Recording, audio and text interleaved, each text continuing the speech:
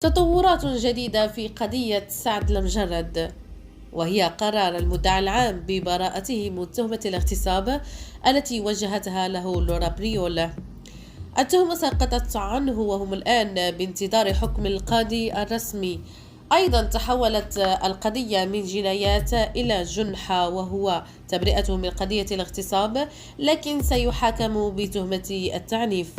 وكما نعرف فهو قضى 6 شهور في السجن في هذه القضية، وحوالي 7 أشهر تحت إطلاق السراح المشروط، وهذه المدة حسب القانون يتم احتسابها في حال تم الحكم عليه في قضية التعنيف. وفي تحليلات قالت أنه قرار المدعي العام ببراءة سعد من تهمة الاغتصاب بالقضية الأولى ممكن أن يكون له تأثير إيجابي على قضيته الثانية التي لا زال التحقيق مستمر فيها، خاصة أن تقرير الطب الشرعي قال أن سعد لم يكن تحت تأثير المخدرات ولا يوجد أي أثر للاعتداء الجنسي.